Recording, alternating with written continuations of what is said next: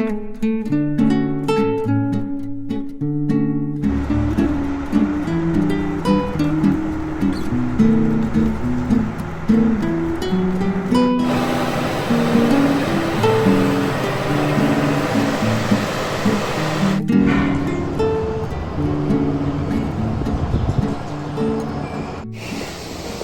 na naman. Balik na uli kami sa dating schedule. So, ang schedule namin ngayon hindi na kagaya nung una nakaraan na puro 3 shift. Ngayon, schedule namin, kami lang dalawa ni Johans. 2 shift, 3 shift, 2 shift, 3 shift. So, may nakakabawi ng pahinga. Pero yung iba namin kasama, wala. Yun na talagang schedule nila. 3 shift the whole week, isang day off lang. Kami ni Johans, 2 days off pa rin. So pinili namin yon kasi talagang naranasan namin yung yung ginagawa ng iba naming kasama na 3 shift the whole week and then yung isang day off lang. Grabe. Hindi mo na magawang lumabas. Gusto mo na lang itulog ng itulog. Mag-grocery ka, magluluto, din madaling araw papasok ka na ulit. Magkakaiba yung mga dahilan namin . Sabi ko nga po sa inyo, health is wealth. Bali wala lahat yung pinaghirapan mo, yung pinagpaguran mo, kung sisingilin ka ng katawan mo balang araw. Kasi may mga namit na po ko ditong mga kababayan natin na sabi nga sa akin, Perds, wag mo nga abusuhin yung katawan mo. Kasi baka matulad ka sa akin na double job, triple job, di na nagpapahinga. So yung pera daw niyang mga kinita, hindi niya napakinabangan. Kasi yung katawan niya bumigay na. So nagkaroon daw sila ng mild stroke. Basahin ko sa ibang vlog na lang yung comment ni kabayan, medyo mahaba . And regarding naman kay Peanut, maraming salamat nga po pala sa suporta ninyong binibigay. Nakakataba po ng puso kasi puro magagandang comments yung mga nababasa ko about kay Peanut.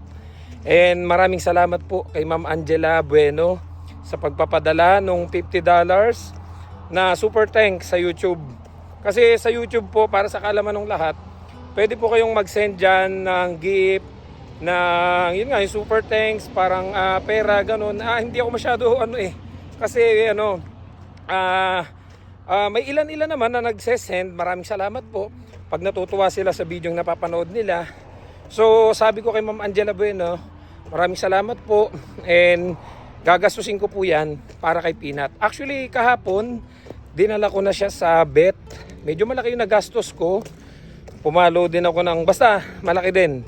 So parang bumili na ako ng sabihin na natin mas mahal pa siya sa isang sapatos na Air Jordan, ganon. So hindi ko naman iniisip yung gastos kasi unang-una, sabi ko nga, huwag kang manghinayang gumastos do sa isang bagay na nakakapagpasaya sa'yo. Just make sure na hindi nako-compromise yung mga yung mga expenses mong iba. Baka mamaya kasi nakakapagpasaya nga sa'yo pero nasira na yung pagbabudget mo. Sa akin naman po, hindi naman po, dahil marunong naman po akong mag-budget. Lagi ko nga pong sinasabi sa inyo, alam ko kung saan ko dinadala yung pera ko. Nagpunta lang ako dito, chinek ko yung in-order ko kay Peanut na mga gamit niya. Umorder kasi ako sa Timo, puro gamit niya, yung bago niyang harness, tapos yung niya, panlagay sa sasakyan para pag isinasama ko siya pag biyahe hindi siya galaw ng galaw doon sa sasakyan kasi ikot siya ng ikot . Merong parang seatbelt na rin yun. So hindi ko alam, baka na dito na sa loob ng bahay yung in-order ko or baka doon dinala sa company. Pero lumabas kasi sa notification na dito na raw. So i-check ko na lang mamaya. So nung ipinabaksin ko siya kahapon, dinala ko siya doon sa veterinary. Nagulat din ako sa binayaran ko, syempre, aminado ko. Pero sabi ko, okay lang kasi si Peanut, iba yung sayang na ibibigay sa akin. Parang mo yung natatanggal niya lahat yung pagod, stress. Kada uwi ko, sasalubong siya. And mas para sa akin, mas higit pa siya doon sa material na bagay na makabili ako ng sapatos, relo, damit. Mas higit pa siya doon. At saka yung ginastos ko naman sa kanya kahapon sa vet is naman yun, once a year lang naman yun. Kasi syempre para safe siya sa mga kaya lang naawa ako kahapon. Kasi nung inuwi ko siya, siguro after lunch, day off ko, ano siya, parang nanlambot. So minomonitor ko siya. Parang tamad na tamad siya, gusto lang niya matulog na matulog. Inilalabas ko lang para umihi at dumumi. Kumain lang siya, then natulog ulit. So minomonitor ko, nawala yung kulit niya. Pero kinagabihan, bumalik na ulit. Naka-recover na ulit yun. Naglaro na uli kami hanggang sa kaninang umaga. At then dumuti na uli ako ngayong hapon. Kasi nga 2 shift na kami, hindi na yung 3 shift. So wala na akong duty ng umaga. And nailalabas ko na nga po pala siya 3 times a day. In-update ko lang kayo kasi baka akala nung iba napapabayaan ko po siya. Hindi po. Actually ngayon pag uwi ko na doon siya sa taas. Pag uwi ko, iwawalk ko po siya ngayon dito 30 to 45 minutes. Kaninang umaga, nagwalk kami sa farm. Naglakad siya. Ano nilakad niya? Talagang pinapagod ko siya para sabi kasi doon sa kay Dog Whisperer no napanood ko. I-maintain nyo na 30 to 45 minutes if you know walking dog. Sa totoo lang po, doon sa mga nagtatanong kung paano kumuha ng dog dito, ng pet, ng cat, gawan ko po na separate vlogs yan. Pero pag-isipan nyo po munang mabuti, kasi ako po talaga, alam ko po bago ko siya pinasok. Alam ko po yung gastos, alam ko po yung pag-maintain ng kung ano-ano pa, at saka yung hirap na pag hahanap ka na ng bahay. Kasi kalimitan dito yung mga apartment, yung mga bahay po dito, hindi ina-allowed yung may pet. Usually ina-allowed naman nila, pwede, isa lang small pet. Sa totoo lang po, bago ko pa siya kinuha, may plano na ako dalhin dito yung 2 kong pusa. So sabi ko noon pa lang, medyo alanganin na, medyo hassle kapag yung pusa dinala ko dito. Pero sabi ko, ngayon po, sa ngayon, nag-iisa lang siya. Pero 3 times a day ko siyang inilalabas kasi pabalik-balik naman ako dito, saglit lang naman yung milking namin So hindi naman siya yung parang the whole day na nasa kwarto lang, hindi naman po ganon. So inilalabas ko siya after work, 30 to 45 minutes, tas magkasama kami sa kwarto, maglalaro, then iidlip ako, papasok ulit, ganon. Then no nakaraan po kasi sobrang hectic lang talaga ng schedule namin kasi nga may nakabakasyon. Pero ngayon dahil bumalik na sa dati yung schedule namin, hindi naman kami kagaya ng iba namin mga kasama na hindi na nagpapahinga, 3 shift a day. And then once a week lang yung day off, kami naman twice a week ang day off. Kaya may time pa naman ako kay Peanut. At ang plano ko sa mga susunod na day off is igagala ko siya sa mga dog leash park. Yung mga pwede siyang pakawalan. Yung may mga aso din doon, mga dog owner din doon. So alam niyo po, na-obserban ko sa kanya kanina, hindi na siya masyado nananahol. Kasi nung naglalakad kami, yung mga kasama ko hindi na niya tinatahulan. Kanina nung nagkita kami na Herbert, hindi na siya tinatahulan. Binigyan ko si Herbert ng treats, pinakain niya, hindi na siya tinatahulan.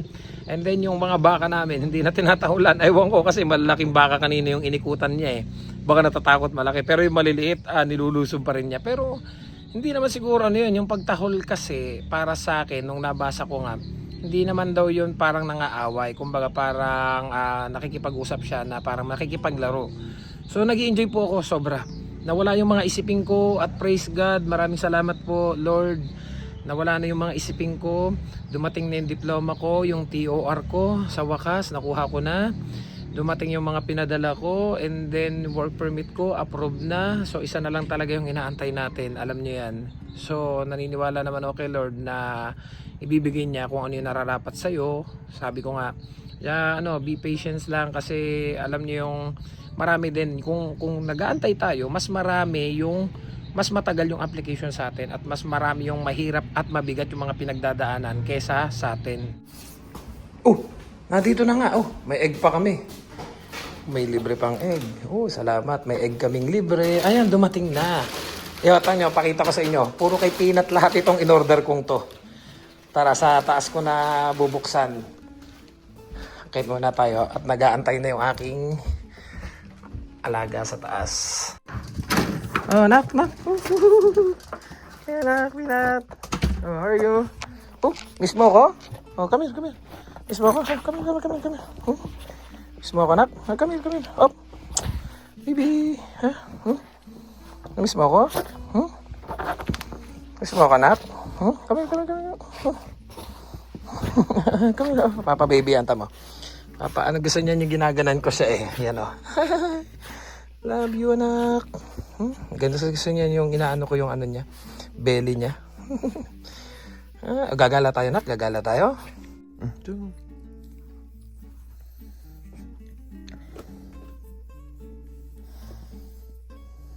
Nung inaamoy mo dyan, yun yung apo ni boss Galing niya, no? Maliit pa, ano na. Sinasanay na yan dito. Alayo na nararating mo. Ay, nakalimutan natin kumuha anak ng gatas. Kunan pala kita ng gatas. Oh, here. Oh. Oh. Ayan, marami kang friends dito. Ikaw ang pinakang big boss. Oh, di ba? Pero mo lahat sila nakatingin sa'yo. Oh. Sabi siguro nila, sino ba tong maliit na to? Parang ang tapang-tapang. Ang bilis pang maglakad. Naiiwanan na ako eh. Uy, dahan-dahan naman. Napapatakbo ko sa'yo, ang bilis mo maglakad. 4 na hakbang ka, 2 hakbang lang ako. Anak, dahan-dahan naman, ba? Exercise ako nung wala sa oras. Oh, kumustahin mo naman yung mga fans mo? Ayan oh, ang dami oh. Nakatingin sa'yo oh. Para kang anak, bagong dating sa Bilibid. Oh. Nakatingin sa'yo lahat yung mga matatagal na. Bagong pasok ka. Let's go. Diretso na, bili. Oh.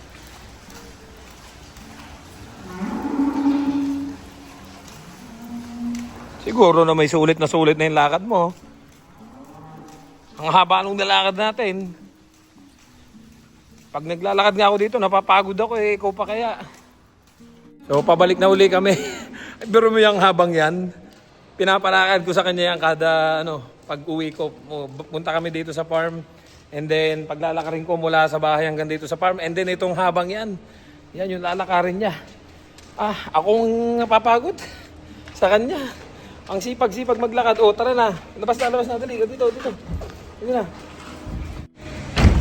Oh, yeah, kinuha na yung ginatas namin ngayong hapon.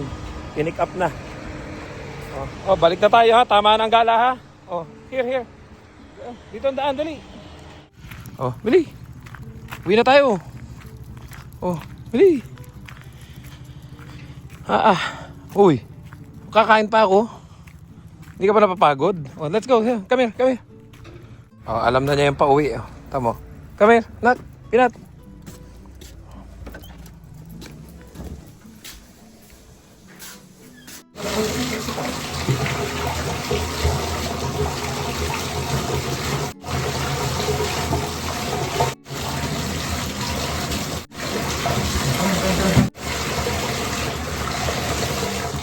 Let's go. Oh. Kakain naman. Ha? Oh, tanyo, kukunin niya yung toys niya. Magpapalaro naman niya sa akin, oh. Yan, iaabot niya sa akin yung toys niya. Tanyo. Ganun ang gusto niya, maglalaro naman kami niyan. Gusto niya ibabato ko tapos pupuntahan niya. Ayan, oh. Ganyan yung ka-playful. So, ito yung reward ko sa kanya after niyang mag-walk. Napaka-behave lang yan. Ang dami ko na napakain kanina pa. Marami naman siyang stock na ganito eh. Binilang ko na. Kilos na yung binili ko sa kanya.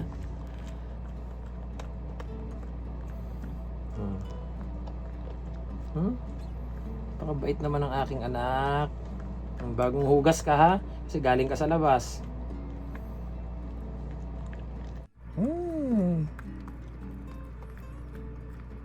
Alam niyo ba yung pipad niya? Pag umiihi yan dyan, gitnang-gitna, ang galing niya. Oh. Very good. Tama na anak, ang dami mo nang nakain eh. Pahinga na uli ko. Oh, inom muna doon, inom muna. May uuwihan kita ng milk, nalimutan ko lang eh. Alam niyo bang yung milk na inuuwi ko? Paborito niya yung gatas ng baka. Ang dami niyang naiinom. Hindi naman siya nagtatae, inobserbahan ko. Sleep na ikaw ha, nak? Okay ka na dyan? Okay ka na? Yan, gusto mo lagi kasi may kumot eh. Talagang tinatawag pa ako para kumutan siya. Ganyan ang gusto niyang tulog lagi. Katuwa eh, para akong may anak na cute eh. Pahinga na ikaw ha? So ito na guys, bubuksan na natin yung mga pinamili ko kay Peanut. Actually 2 weeks siya nung inantay ko bago dumating. Yan, ito. Kulay pink na. Kasi kapag nalabas kami, ang problema ko sa kanya is kung paano ko siya paiinumin. So, nabili ko siya, naniningin kasi ako sa YouTube ng mga ginagamit nila sa pet nila pag lumalabas. Siyempre, lagi ko siyang kasama pag nabiyahe eh. Ayoko namang mauuhaw siya. Yan, ito. So, ito, water dispenser niya na to na ang mangyayari, ipipress mo dito para lalabas yung tubig niya dito. Pwede mo siyang painumin ng ganan. Iniisip ko kasi dati, pwede naman ata sa bottled water. Ang problema nga tama, pag iinom, paano nga ba? Tinignan ko sa YouTube kung paano yung ginagamit nila, kung paano painumin. So, parang pang baby. Oh. So, yan, i-refill mo lang siya dito ng tubig. And then, yan, may ipipress ka lang dito para yun, lumabas yung tubig dito, and then siya, yan, dyan mo na ipapainom ng ganyan. So, isa to sa binili ko, kulay pink, kasi nga, babae naman siya. So, ito yung isang in-order ko. So, kay Ma'am Angela Bueno, ito po yun. Yung isinend nyo po na super thanks nung napanood nyo po si Peanut. Nakakatuwa naman kasi marami pala tayong mga followers na pet lovers. Kasi nakikita ko yung mga comment nila. Parang marami na nga siyang followers eh. Kaya sabi ko, nakakatuwa naman, parang ang daming nung nag-aabang sa kanya. Come here, nak. Come here, Peanut, come here. Oh, ayan siya, oh. Nak, oh, say hi. Nak, say hi. Oh, ayun, oh. Oh, thank you kay Ma'am Angela, sa pagbigay ng iyong ayan, binili na natin itong mga gamit mo. Dami nagkakagusto sa iyo, anak. Ito pa, sa'yo din to. Yan, ito. Ano ba to? Sana kasya sa kanya. Naku. Pero tingin ko naman, small na tong in-order ko eh. Ba't parang malaki? Hindi ba malaki? Tingnan nga natin, anak. Sakto lang, sakto lang. Yan, ito.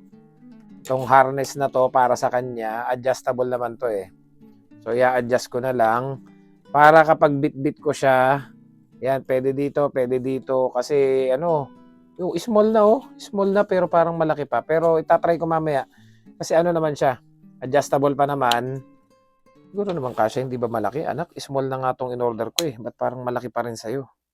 Ito. Try nating i-adjust. Parang mataba ka dito, nak. Parang malaki nga eh. Small na to eh. Pag isinagad, pwede hanggang dito pa. So, mamaya ayusin ko na lang kasi adjustable pa naman to. Sakto naman ata sa'yo to, nak, no? Pag nakaganan ka, yan, Diba? Yun, Yan, para, bagay sa kanya, di ba? Check nga, Yan, nakaganan siya, Anak, black na yung kinuha ko kasi para di dumihin. May lalagyan pa dito ng card, para, maganda yung quality nitong na-order natin. Kumpara dun sa mga nabili ko dun sa Dollarama, mas maganda to. So, ito pa ang isang in-order ko sa kanya. Itong pet nail grinder. Kasi, pag mahaba yung kuko niya, ang sakit. Pag naglalambing, pag nangungulit, yan. So, bumili ako nitong pet nail grinder. Magagamit din naman to ng pusa. Yan, So, para, paano ba to gamitin? Hindi ko alam eh. Mamaya ko na, yun. Ayun, anak, Tago siya eh. Maganda to. Pet nail grinder para sa kanya. Para yung kuko niya ay hindi na yun, rechargeable pala siya. Para hindi na tayo dala ng dala sa PetSmart or sa veterinary. Magkano din yung kasi doon sa PetSmart $20 yung pabawas ng kuko. Kasi hindi siya pwede nung nail cutter lang eh. Bumili ako nung pang-cut nung kuko niya. Kaya lang matalas pa rin. Ito talaga yung ginagamit pala nila. So mamaya ko na lang i-check. Okay naman. Na-testing ko, gumagana naman. So, kailangan ito ng pet nail grinder para yung pag nail cutter mo, hindi yung matalas pa rin. Kasi pag bagong putol yung kuko, ang talas, ang sakit sa balat. And then ito, yan. Bumili ako ng panibagong, ito yung list niya na para sa sasakyan. Para hindi siya kung saan nakakapunta. Doon lang siya sa upuan niya. Sakto lang to doon, nakatali siya doon. And then, yun lang, wala na. Ito lang in-order ko, 4. Puro sa kanya ang laman. Ito, pet nail grinder, leash, at saka itong kanyang harness, at saka itong kanyang tubigan para kapag lumalabas kami. So, puro sa kanya yon. Ang totoo po niyan, ang laking tulong niya sa akin dahil nawala yung mga iniisip ko. Ang lakas po kasing makadepress dito sa Canada nung mga bagay na iniisip natin. Actually, ang dami ko nakikitang post. Yan, pakita ko sa inyo sa group. Mga kababayan natin na landed PR na, gusto pang umuwi. dahil nadidepress. Merong mga student na nandito na yung pamilya, nandito na yung asawa, gusto pang umuwi. And then may mga temporary workers din ako nababasa na hindi kinakaya yung anxiety, yung depression. Marami daw po silang iniisip. May mga nakakausap ako na sabi nga nila, Ferds, ang lakas maka-depress dito sa Canada. Kasi nga po, kalimitan po dito, hindi kagaya nung nasa Taiwan ako ha. Ito po ay personal kong opinion. Dahil marami akong kaibigan kakilala. At even kami, lahat kami dito, si Herbert, si Alan, ako, si Johans, lahat kami galing kami ng Taiwan na ngayon ay kasalukuyang na dito sa Canada. Lahat po kami, iisang sinasabi na masarap ang buhay sa Taiwan. Ika nga ay napaka-convenient. Uuwi ka, galing kang trabaho, hindi mo na kailangan magluto. Tapos yung sasakyan, hindi mo kailangan kumuha ka ng sasakyan. Kagaya dito, madalas, kalimitan dito, kinakailangan talaga ng sasakyan kasi hindi naman po pare-pareho ang dinadatnan. Merong yung iba malapit sa train, sa bus, kalimitan. May mga nababasa akong mga nagpo-post dito na ilang taon na. May nabasa akong post nung minsan sa group, 3-4 na taon na daw sila. Hindi daw sila nakakalabas. Nagpapasabay lang daw sila ng grocery. Baka naman po mayroong mga kababayan natin Pilipino dito malapit, nadidepress na po kami. Wala po kaming inatupag sa ilang taon namin po dito sa Canada, kundi bahay, trabaho lang. Kasi yung accommodation nila, malapit lang daw doon sa trabaho. So malayo naman daw sila sa, sa bayan. Ika nga parang ganon. Then naghahanap daw sila ng mga kapwa nila Pilipino na makakausap dahil nadidepress na daw sila. So may mga ganun po talaga. Kagaya na lang po namin ha. Malapit po kami sa lahat. Pero kung wala kaming sasakyan, hindi ganun kadaling puntahan. Hindi dumadaan dito yung bus at saka yung mga magta-taxi ka. Magkano po ang taxi? So, magagamit mo lang yung taxi kung nagtitipid ka, kapag mag-grocery ka. So, sobrang dami ko nakikita nagpo-post na nade-depress daw sila sa Canada. Talagang aminado naman po yung mga nakakausap ko na malakas makadepress sa Canada. Dahil yung mga ex-Taiwan na nakausap ko, iisa sinasabi, ibang-iba yung buhay sa Taiwan. Napakasarap. Alam mo yung kahit pagod ka sa 12 hours na pagtatrabaho sa gabi, kinaumagahan pag out mo, pwede ka pang pumarty, pwede ka pang lumabas, kumain, magshabu-shabu or kung ano man. Dito po talaga kalimitan, makikita mo talaga bahay trabaho at minsan yung free time nila inilalaan pa nila sa second job nila or pang tatlong trabaho para magkaroon ng extra kita dahil per oras nga po ang binabayaran dito. And sa kasalukuyan naman po, dun sa may mga process ng application ng LMIA, ng working permit, ng permanent residency, napakarami ko din po nababasa sa iba't ibang group na nade-depress na dahil 10 months na yung iba, 1 taon na yung LMIA nila, ipinaasikaso nila until now, wala pa ring resulta. Kagaya ng mga kaibigan natin dito sa Tommy Guns at yung ibang mga nakausap ko na 1 taon na raw, wala pa rin yung LMIA nila. And most of them is naka-restoration na. Ang masaklap nito, may mga nakausap din ako na yung LMIA nila, ang tagal nilang inantay, 10 buwan, ang ending is na-refuse pa. Kaya hindi maiwasan yung iba ay talagang napapaisip. Ang tagal mong nag-aantay, ang ending is refuse pa. So nagkokos yun ng depression, anxiety do sa mga kababayan natin na kasalukuyang nakaprocess ang mga application.